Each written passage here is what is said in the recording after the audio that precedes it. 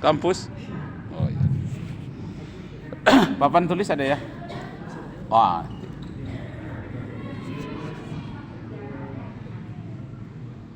Bismillahirrahmanirrahim. Assalamualaikum warahmatullahi wabarakatuh. Waalaikumsalam warahmatullahi wabarakatuh. Alhamdulillah, alhamdulillah, wassalatu wassalamu ala asyrofil mursalin wa ala alihi wa sahbihi ajma'in. Jadi syukur kita Allah Subhanahu wa taala yang mana pada malam hari ini kita masih bisa melaksanakan sholat fardu maghrib secara berjamaah. Kemudian selawat kita bagi Rasulullah sallallahu alaihi wasallam. Assalamualaikum warahmatullahi wabarakatuh. Assalamualaikum warahmatullahi wabarakatuh. Mudah-mudahan kita mendengarkan kajian kita pada malam hari ini yang disampaikan oleh Bapak Ustaz Dr. Muhammad Abdul Jamal SHM. Bapak Ustaz kami persilakan.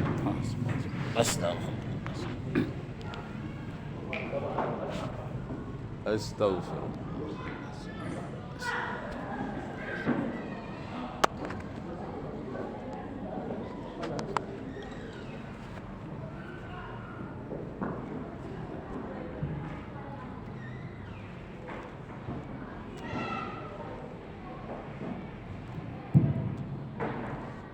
Assalamualaikum warahmatullahi wabarakatuh.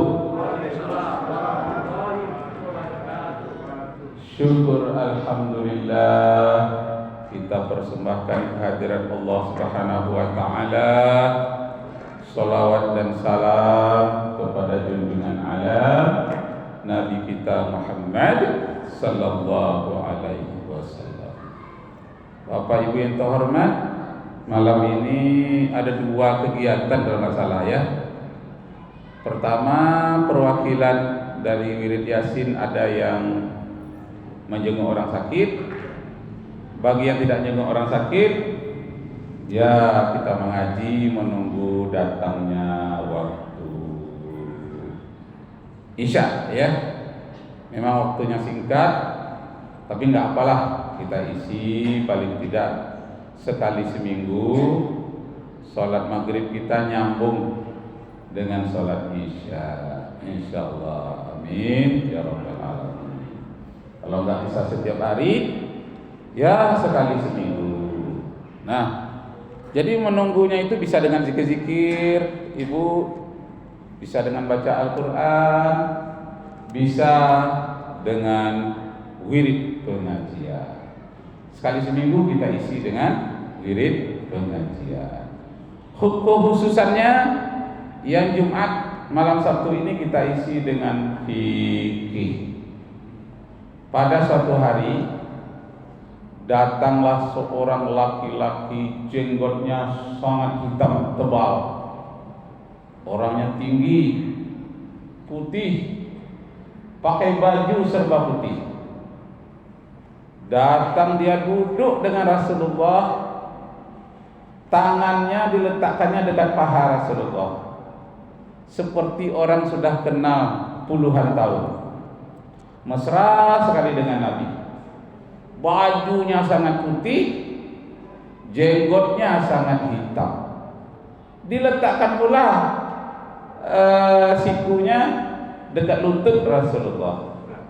Lalu katanya, ya Muhammad, mal Islam. Yang Islam itu apa ya Muhammad? Lalu Rasulullah mengatakan, orang bertanyalah yang lebih tahu. Maka dia menyebutkan al-Islam. Al-Islam an tashhada an la ilaha illallah.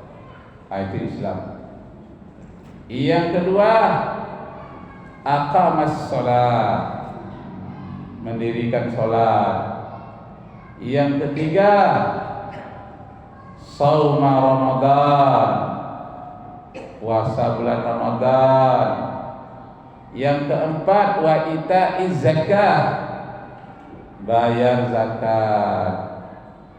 Yang kelima, hijjul bait, man istata'a ilaihi sabila, haji ke Baitullah bagi yang mampu melaksanakan perjalanan.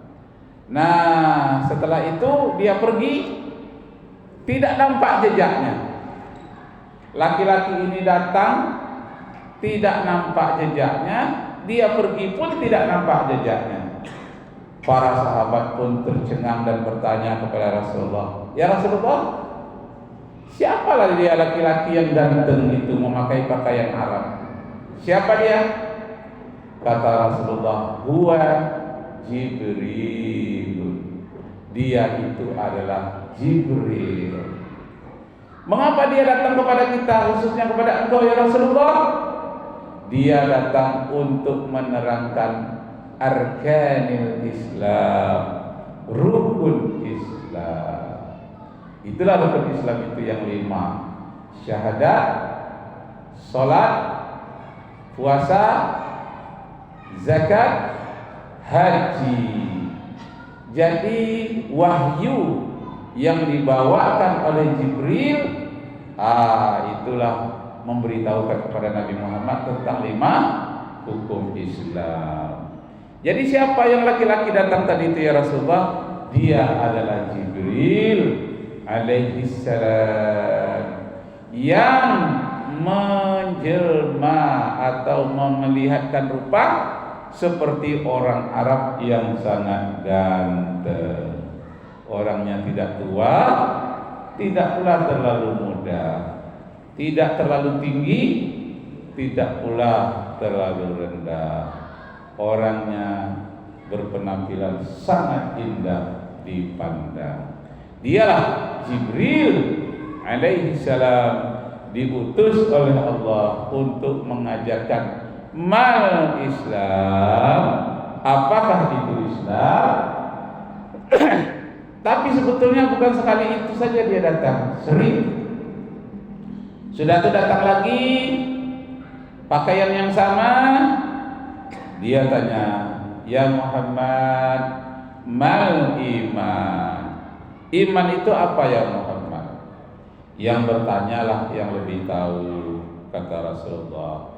Maka dia menyebutkan, al-iman amantu billahi wa malaikatihi wa kutubihi wa rusulihi wal yaumil akhiri wa qadrihi khairihi wa syarrihi. Lalu kalau iman itu tadi Islam ada 5 kata Jibril. Kalau iman ada berapa? Iman ada 6. 1, aku beriman kepada Allah, amantu billahi. 2, wa malaikatihi, aku beriman ada malaikat utusan Allah. Wa kutubihi, aku beriman bahwa ada kitab-kitab yang diturunkan oleh Allah. Wa rusulihi, ada nabi dan rasul yang diutus oleh Allah. Kemudian wa bil yaumil akhiri, kita beriman kepada adanya hari akhir, hari akhirat. Wal yaumil akhiri. Kemudian yang ke-6, wa qadrihi wa khairihi, kita beriman kepada takdir yang ditetapkan oleh Allah, khairihi wa syarrihi, baik itu takdir yang baik maupun takdir yang jelek. Jadi yang jelek yang baik itu sudah takdir dari Allah. Yang baik sebagai tuntunan kepada kita, balasan kepada kita. Yang jelek adalah untuk ujian kepada kita. Jadi yang jelek datang kepada kita musibah, kita bersabar, Masya Allah. Datang yang baik, alhamdulillah. Dua-duanya datang dari Allah Subhanahu wa ta'ala. Nah, coba kita tinjau di papan sedikit ya, kita tulis. Kemarin ada yang mau belajar bahasa Arab ya? Enggak ada orang. Hah? Enggak apa ya? Ya, yang pertama mal Islam, Sakit. Ma al-Islam. Ibu-ibu di belakang tak nampak katanya. Mal Islam. Apakah Islam itu? Pertama disebut dengan antashhada. Antashhada.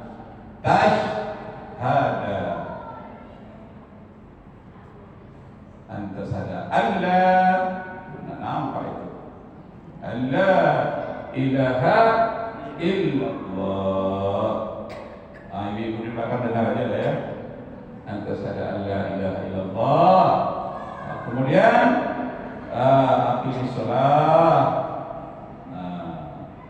Aqimis shalata. Kemudian sauma Ramadan. Nampak juga ini.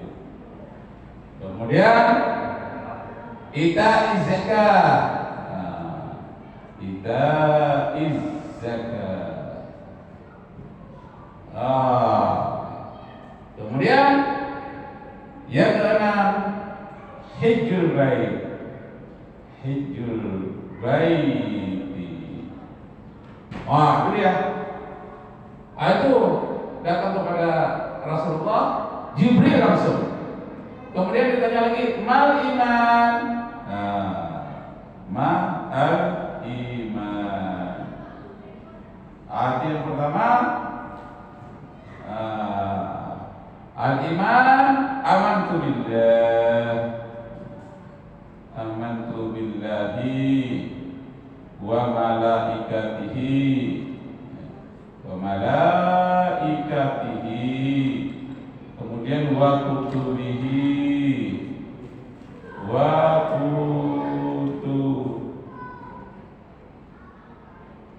kutubihi.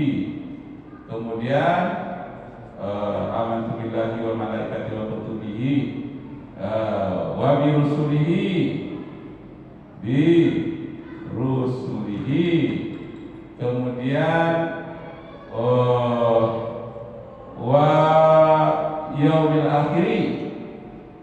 Yaumal akhiri. Yaumal akhiri. Kemudian qadrihi. Qadrihi khairihi wa syarrihi.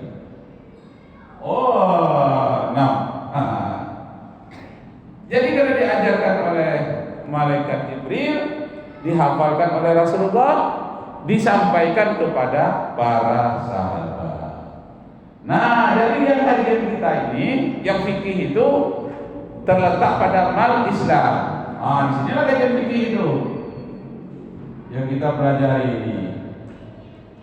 Fikih di dalam hadis dikatakan mayyuridillah yafqahu fiddin.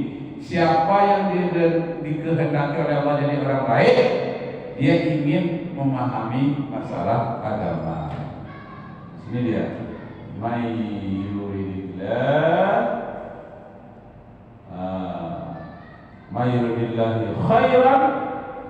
Siapa yang ditakdirkan oleh Allah untuk jadi orang yang baik, lihat aja lah diri kita.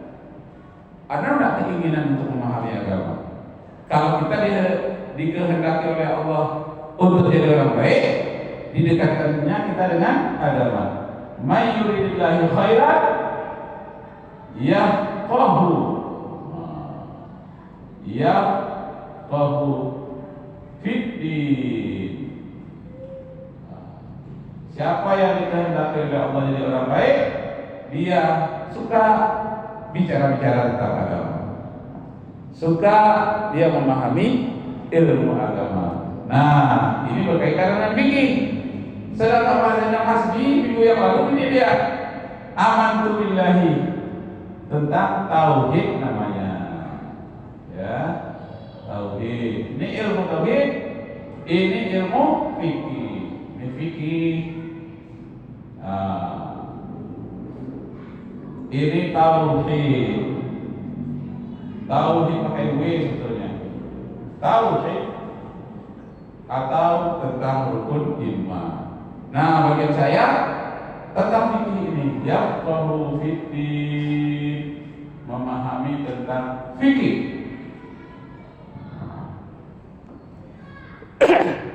Jadi yang pertama kita pahami syahadat, al-tashhada alla ilaha illallah. Itu syarat pertama untuk orang bisa disebut Islam, dia harus bersyahadat dahulu. Bersyahadat mengakui tidak ada Tuhan yang disembah selain Allah dan Nabi Muhammad utusan Allah. Itu yang pertama setelah syahadat. Nah, setelah syahadat baru kita masuk ke sholat. Sebelum ke sholat itu kita harus bersih dulu. Bersih hati melalui syahadat. Yang kedua, bersih tubuh kita melalui mandi, melalui wudhu. Mandi, terutama mandi wajib. Apa itu mandi wajib? Mandi wajib itu apabila seseorang terkena oleh hadas besar. Hadas besar itu mulai oleh wanita umur 9 tahun ke atas, di mana mulai mengalami itu menstruasi pertama kedua. Itu setelah itu wajib mandi karena sudah berhadas, namanya hadas besar. Kalau laki-laki begitu juga, biasanya umur 13 tahun, 13 tahun ke atas mulai mimpi basah yang laki-laki. Nah, tidur dia secara tidak sengaja bermimpi dengan bidadari, bertemu dengan bidadari.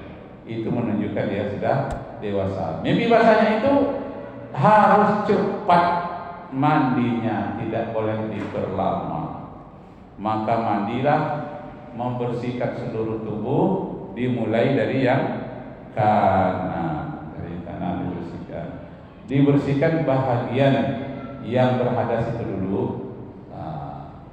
Ya, istilah kasarnya kemaluannya itu yang dia bersihkan dulu. Sudah itu bahagian tubuh yang paling kanan, lalu ke kiri. Wajib basah seluruh tubuhnya. Tidak boleh ada karet yang menempel di pori-pori, tidak boleh ada tinta, tidak boleh ada kuteks. Kalau kuteks itu akan menutupi pori-pori untuk dimasuki oleh air mandi atau wudu. Tapi kalau inai boleh, karena inai dia hal alami. Di bekas kena inai itu terkena oleh air, dia tetap meresap ke dalam. Tapi kalau kuteks kadang-kadang dia bersifat seperti plastik, seperti karet, menutupi pori-pori, itu tidak boleh. Termasuk juga gincu ya. Kalau gincunya itu menghambat air, gincunya itu haruslah dibersihkan. Itu pengantin baru susah, kadang-kadang sudah di make up. Masuk dulu. Hayya 'alas shalah.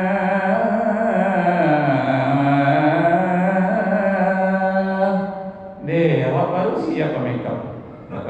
Kalau mau wudhu dulu. Itu. Makanya atau berwudhu dulu sebelum di make up. Lihat waktunya. Kalau sudah datang waktunya harus berwudhu. Make upnya ya bisa diulang lagi. Jangan sampai tidak sholat pengantin baru. Nanti akan lahir anak yang tidak sholat. Bakalah anak pemalai-malai sholat. Rupanya apa jamaknya ketika pengantin baru tidak sholat. Kenapa? Takut make upnya habis. Tidak sholatlah pengantin misalnya.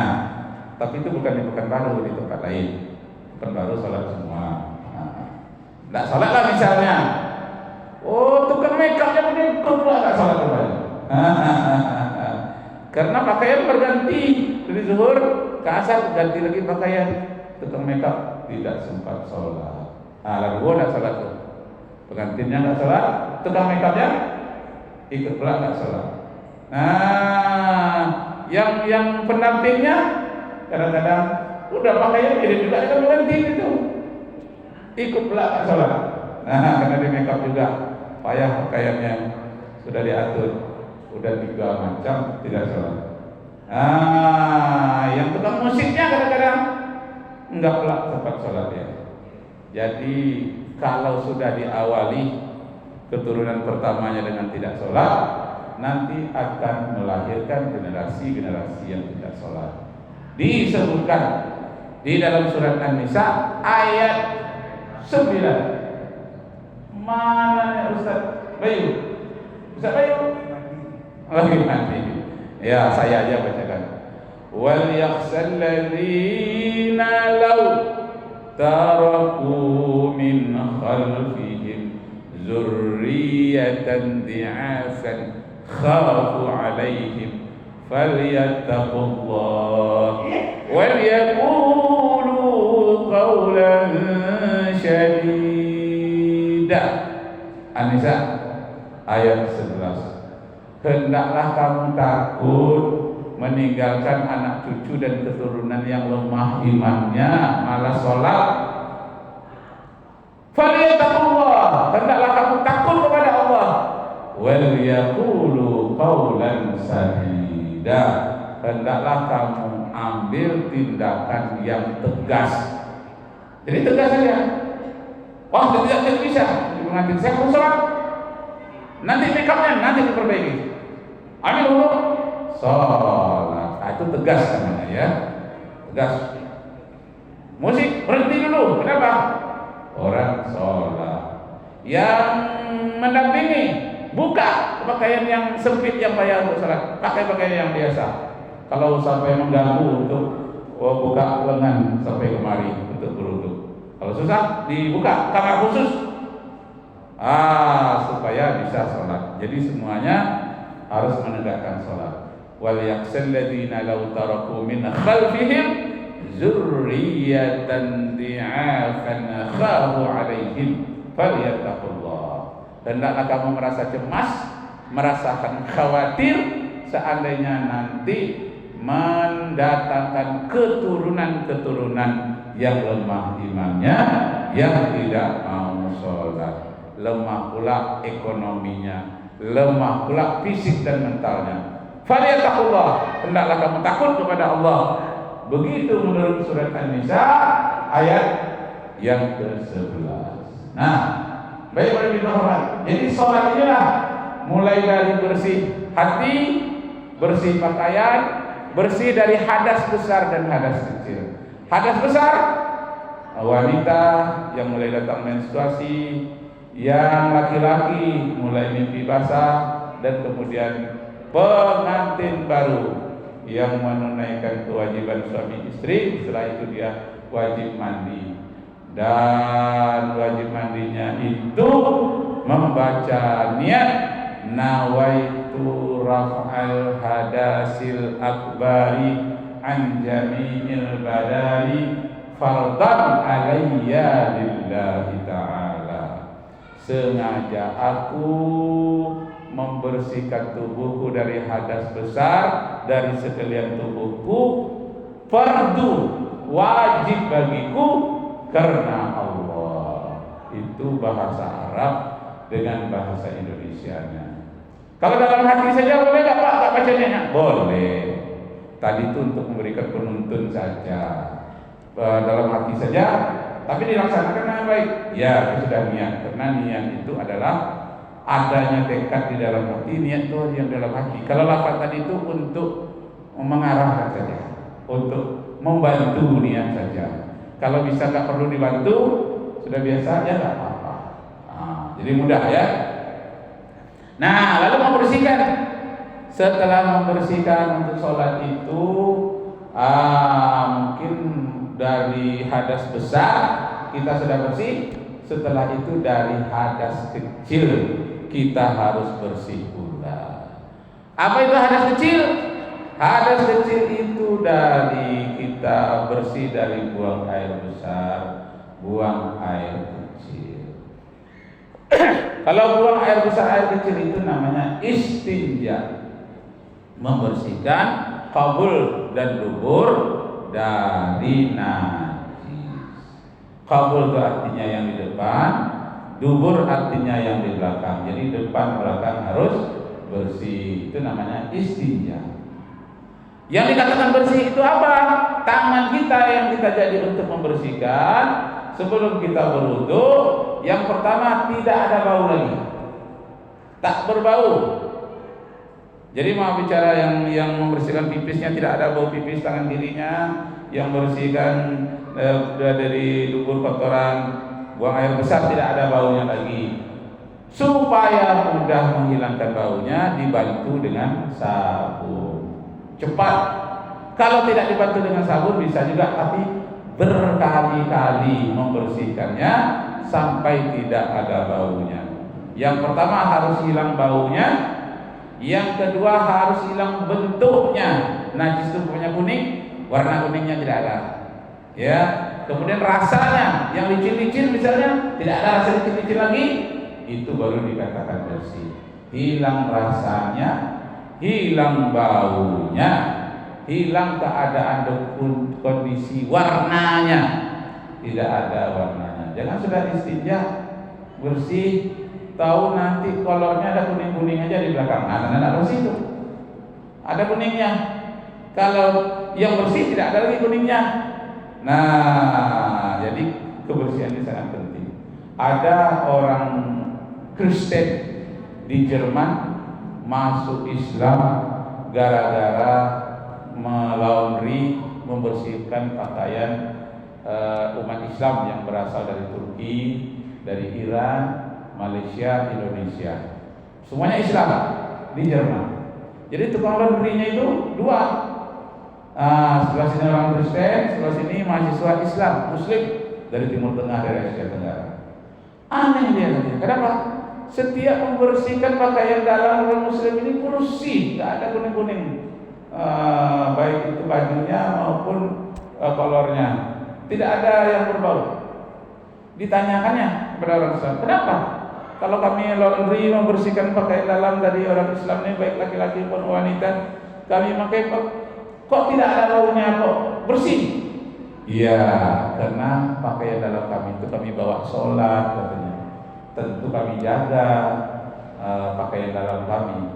Kalau tidak sah sholat kami. Maka kami masukkan ke tempat laundry sekalipun dibersihkan, tetap saja pakaian kami dalam keadaan bersih, tidak berbau. Nah, sudah ditanya pula bagian sebelah yang non Muslim. Ada yang dari Inggris, ada dari India, ada dari Rusia, ada banyaklah daerah itu. Busuk sekali tempat laundry-nya. Ditanya, kenapa kalian ini baunya busuk? Karena katanya kami tak pernah sholat seperti orang Islam. Jadi kalau kami terdesak, katanya sudah buang air, itu saja kami jadikan untuk lapnya. Pakaian dalamnya itu untuk lapnya, karena dia tidak memerlukan air.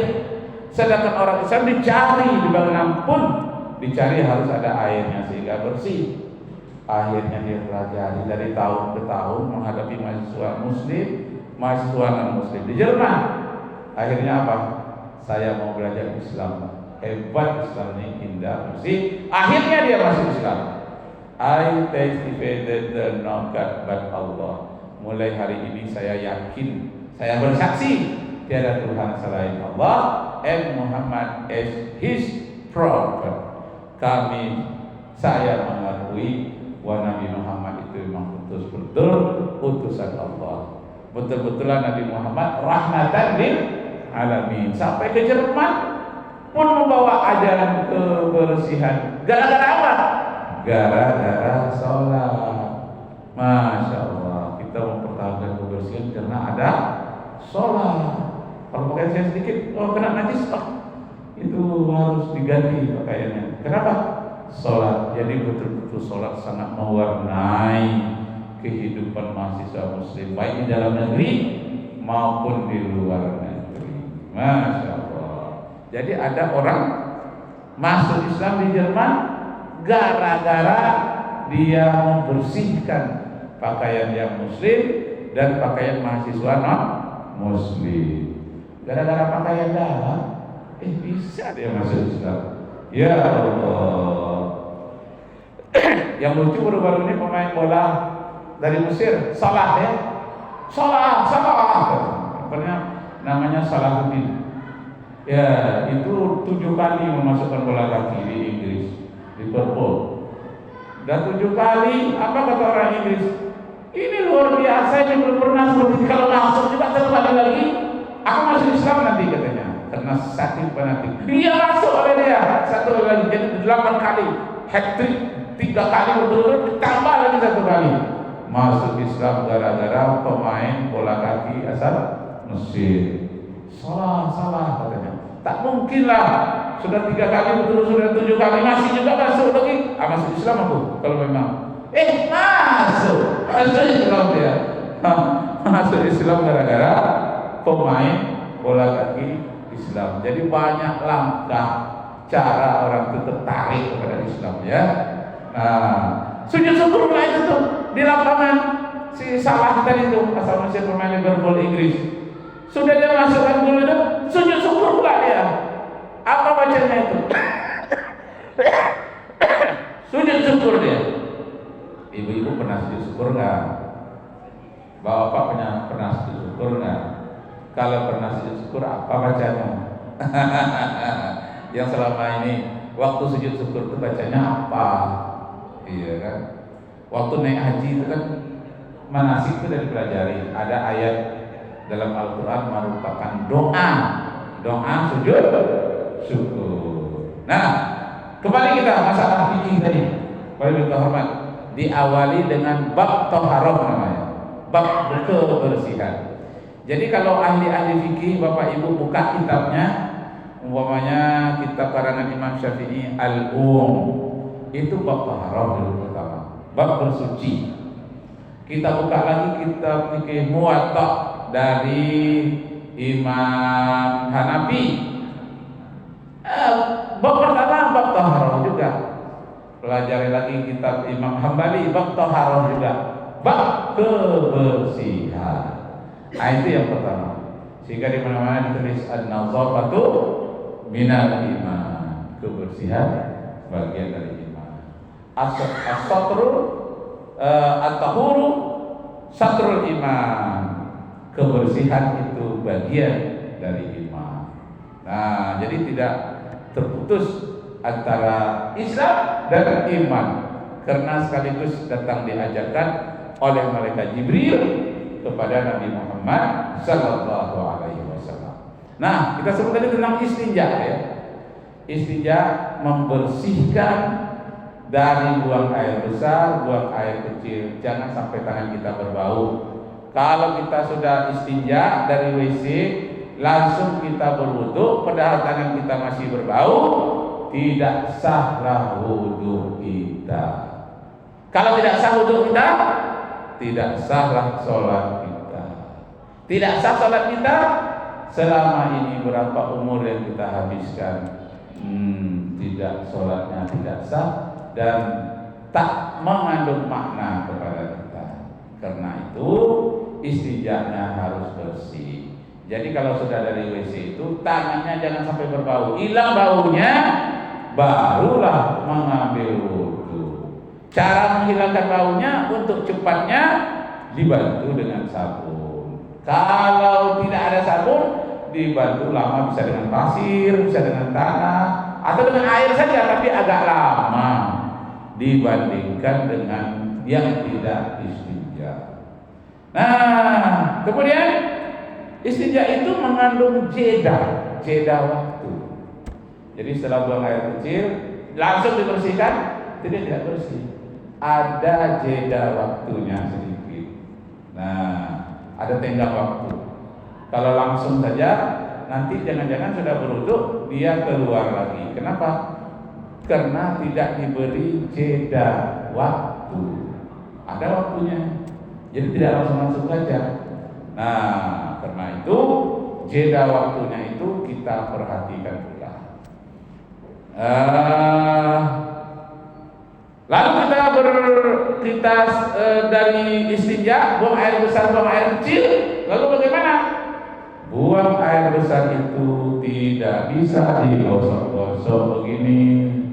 Air satu derum habis digosok-gosok, duburnya tidak akan bersih.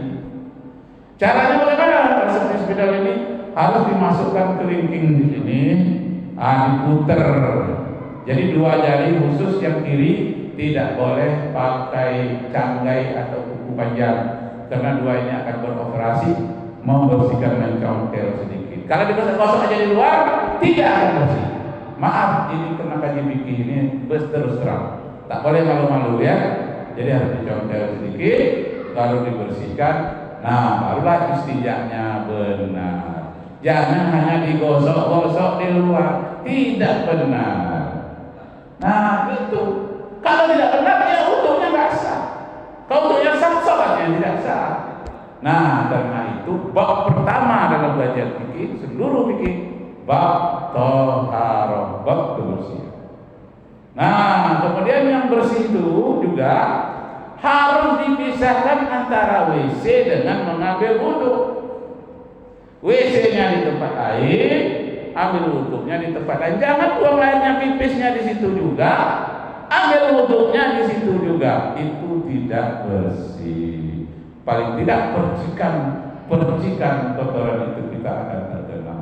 Itu sebabnya kalau di Mekah kita ngambil wudhu, ke tempat WC-nya jauh di ujung. Di sini baru tempat ambil wudhunya, dipisahkan. Kalau kita kadang-kadang ada masjid-masjid tertentu, di situ juga pipisnya, di situ juga ambil wudhunya, itu tidak bersih. Termasuk di rumah kita, kalau dapat dipisahkan juga tempat WC-nya dengan tempat ambil wudhunya. Jangan di dekat WC itu juga ambil wudhunya, dipisahkan. Sebaiknya begitu. Kalau tidak bisa dipisahkan, usahakanlah jangan sampai terkena percikan-percikan air najis, apalagi termasuk air mustakmal. Air mustakmal itu apa? Air mustakmal itu dalam ember kita ngambil wudhu, percikan air wudhu kita masuk lagi ke dalam ember itu. Padahal itu air yang sudah kita pakai untuk tangan kita. Air itu namanya air mustakmal. Percikan air wudhu kita itu masuk ke dalam ember. Dan lalu kita ambil lagi, ambil wudhu lagi, percikannya masuk lagi. Itu tidak sah wudhu kita itu. Kenapa? Airnya sudah bercampur dengan bekas terpakai. Air bekas terpakai namanya mustakmal. Jadi sebaiknya kita ngambil wudhu itu, airnya jangan di dalam ember, tapi langsung melalui keran. Nah, melalui keran langsung, karena air tidak mungkin masuk lagi ke dalam keran. Kita berwudhu, walaupun bagaimana percikannya itu, air tetap mengalir. Kalau di dalam ember, dikhawatirkan nanti terkena percikannya itu. Nah, jadi untuk mengatasi jangan kena percikan, itulah dengan memakai keran itu tadi. Nah, begitu memelihara jangan terkena air mustakmal. Atau kita ngambil airnya di sini, ngambil wudhu, di sini kalau ngambil wudhu juga sambil kita mau keluar, air mustakmal yang dipakai oleh kawan terinjak pula oleh kita. Kalau kita kadang-kadang tidak memakai sendal. Jadi jangan kita di sini ngambil wudhu, di sini kawan ngambil wudhu juga, percikan air wudhu yang terpakai oleh teman itu terkena pula oleh kita. Jangan sampai demikian. Jadi kita pelihara jangan sampai terkena air yang bekas pakai. Sampai waktu kita? Belum. Berapa menit lagi? 6 menit. Alhamdulillah. Tuh Pak Zainal udah datang. Oh jadi. Saya kira sudah Isya. Nah, apalah perwakilan aja Pak ya, Pak Haji. Oke, baik. Nah, tentang air mustakmal, air yang pernah terpakai itu tadi. Bagaimana kalau tidak ada air? Kalau tidak ada air, boleh diganti dengan tayamum. Bagaimana sudah ada sebesar ibarat pengantin baru tadi nggak ada air, yang ada hanya tanah, boleh digantikan hadas besar itu tadi, mandi wajib boleh digantikan dengan tayamum. Anggota tayamum itu hanya wajah dan tangan, ya. Jadi wajah gini, atas ya. Kalau tangan sini debunya ujung jari kemari. Nah, jadi memakai debu. Kalau tidak ada debu di dalam pesawat misalnya, mimpi basah dalam pesawat, mana tahu? Udah ada besar itu, kita mau sholat, anggap sajalah di belakang dinding pesawat itu sebagai tanah, dianggap saja sebagai debu, dan wajah kita diusap seperti tayamum tadi, walaupun debunya tidak ada, tangan kita juga diusap. Itu namanya kita sudah terhindar dari hadas besar. Jadi, tapi harus ada ilatnya. Ilatnya itu harus ada sebab. Nah, sebabnya apa? Sebabnya ketiadaan air. Nah, jadi boleh minta kan? Jangan seperti pada masa awal-awal Rasulullah menerangkan tentang kajian kebersihan ini, ada orang yang mau membersihkan tubuhnya dari hadas besar lalu berguling-guling jadi debu. Berguling-guling dia kan menggantikan mandi katanya. Tidak. Walaupun banyak tanah, debu tidak berguling-guling, tetap saja apa tahu tayamum itu wajah dan tangan. Jadi enggak kena itu bahagian yang terbiasa, enggak kena. Enggak apa-apa. Tapi kita sudah terlepas dari hadas besar. Hadas kecil juga. Kita mau sholat, tayamum juga. Jadi tayamum bisa membersihkan dari hadas besar dan hadas kecil. Jangan sampai berguling-guling di tanah seperti zaman jahiliyah. Hanya wajah dan tangan saja. Tapi bagian yang itunya nggak kena, nggak apa-apa, nggak kena. Iya, nggak apa-apa. Yang penting anggota wudhu, anggota tayamumnya sudah dilaksanakan dengan baik. Ayat Al-Quran mengatakan, jika kamu mau sholat kamu tidak mendapat air, fatayammamu, hendaklah kamu melakukan tayamum saja. Nah, terakhir kepada kita hormat, setelah bersih kita dari hadas besar, bersih dari najis. Jadi kalau istijah tadi bersih dari najis. Nah, kemudian kita berhadas kecil, kita mengambil wudhu atau tayamum. Kalau kita sudah laksanakan seperti itu, barulah kita dibolehkan sholat. Kalau dalam pesawat sholatnya bagaimana? Duduk saja, nggak bisa berdiri. Kalau berdiri bisa tumpah. Boleh kita duduk dalam keadaan duduk. Jadi yang naik haji, yang umrah, kan itu sudah manasik itu. Jadi kan perut kita diikat ya pesawat. Ikat pinggang, set belt. Langsung saja sholat. Allahu Akbar. Ya. Jadi rukuk saya sedikit, sujudnya di tempat kita. Kalau kita meja itu biasanya tempat makan, sujud saya. Sebuatlah seberapa kita bisa, dalam keadaan sebisa-bisanya kita. Jangan sampai tidak sholat. Keistimewaan lagi dalam perjalanan itu, sholat boleh kita pendekkan, namanya qasar. Kemudian sholat boleh kita kumpulkan, 2 sholat menjadi satu sholat, namanya jamaah. Wa iza darabtum fil ardi fala junaha alaikum an taqsuru minas sholat. Kalau kamu di dalam keadaan perjalanan di muka bumi mengadakan bepergian, tidak mengapalah kamu memendekkan sholat, menggabungkan sholat. Tapi sholat maghrib nggak bisa dipendekkan. Kenapa? Karena dia 3 rakaat. Sholat subuh tidak bisa dipendekkan. Kenapa? Karena sudah pendek. Nggak bisa dipendekkan lagi. Yang bisa dipendekkan dan digabungkan, zuhur dengan asar, maghrib dengan isya bisa dijamak. Isya boleh dipendekkan, maghrib tidak boleh dipendekkan tapi boleh dijamak. Begitulah di dalam perjalanan. Saya waktu SD kerja saya menjaring ikan, menangkap ikan di Kuala Kampar dekat Tanjung Batu, Undur. Jadi ayah saya setiap sholat itu di dalam sampan, bau berdiri, gelombang datang tumpah. Jadi bagaimana ayah tidak bisa berdiri, sholat dia dalam keadaan duduk. Duduk tadi pun masih tergoyang-goyang. Boleh ayah? Darurat nak katanya, kena gelombang seperti ini.